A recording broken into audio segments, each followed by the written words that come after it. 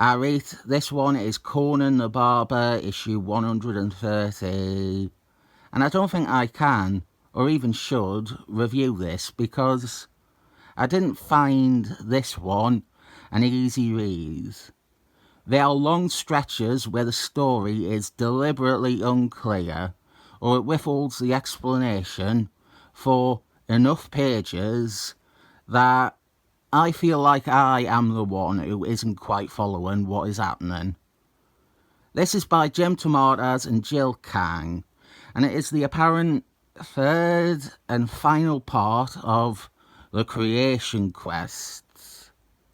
I read part 2 with no problem. I could follow most of that, but I didn't have the first part, and I haven't read it.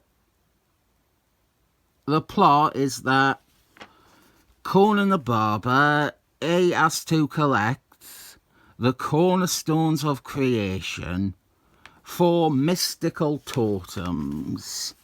He has to find them for this evil sorcerer man called Poor Stiz. We have got a serpent hat over here, back when it was the crown of wisdom. It is one of the cornerstones of creation.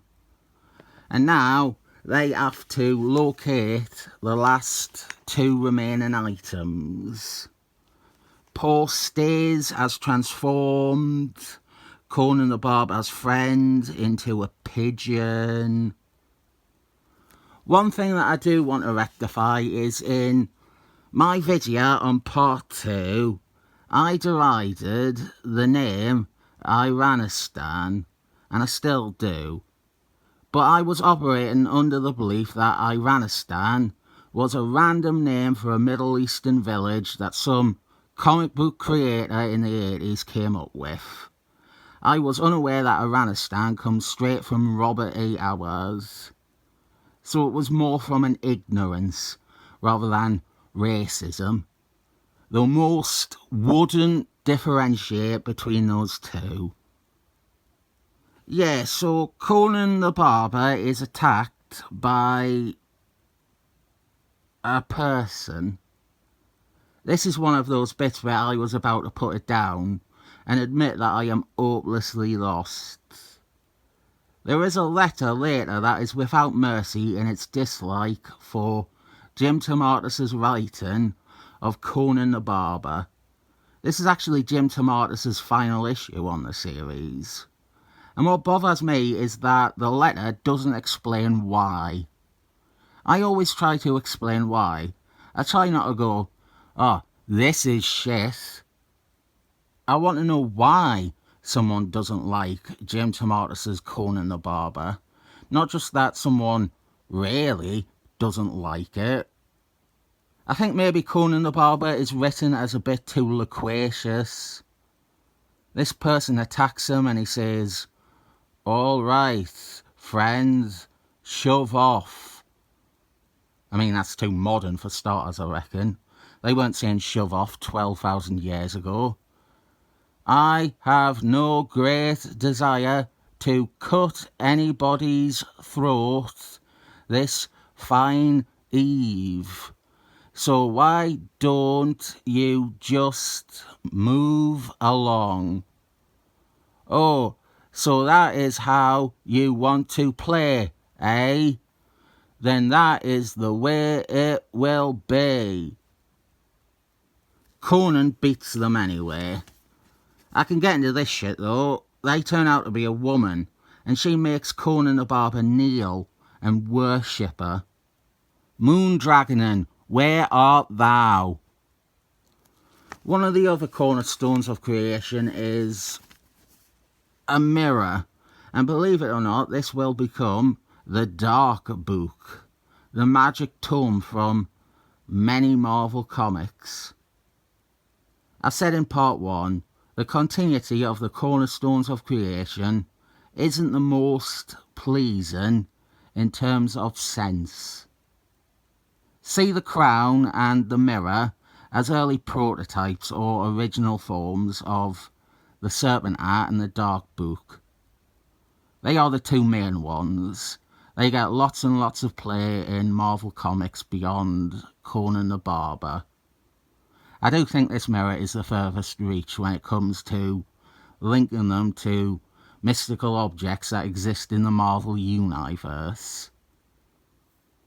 Conan the Barber and his allies, they fall into the mirror, and now they have the other cornerstone of creation, the Rose of Peace.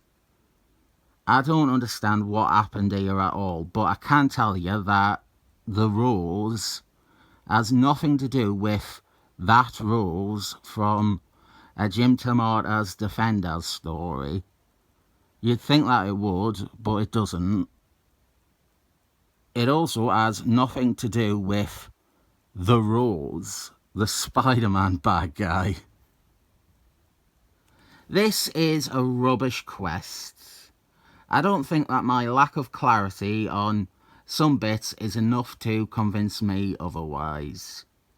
They waddle around for 2 pages and then encounter the item and face a challenge of some sort that only lasts another 2 pages. In both cases in this issue, they have just stumbled upon what they seek, one after the other. So now it is time for Conan the Barber to battle the villain of the piece, Poor Stice. And I didn't get much out of this, because besides turning a man into a pigeon, I don't have any measure of Poor Stice or of his abilities. Why didn't he just transform Conan the Barber into a pigeon straight away? We're told that he is not honourable or noble. Just transform him into a pigeon. Right, so we have a letter. Let's get to that. Linda Mann from Texas says Conan 125 was so badly written that the Dungeons and Dragons advertisement had a better plot. The sooner you get rid of tomatoes, the better off Conan will be. The next writer is Les Battersby, so I hope you are happier with an infinitely worse writer, Linda. I can't really assess this. I didn't know half of what is happening, and what I do follow isn't that good. The payoff feels incredibly lacklustre, but the setup felt so too. I have got 2 more Conan the Barber comics, 2 issues of King Conan O'Barber. Both of them are by Roger Thompson and Sal Buscema, brother of John Buscema. So we'll see how those go. As for this one, I don't know. 7 thumbs up might be a bit too much, so I'll give it at least 7 thumbs up.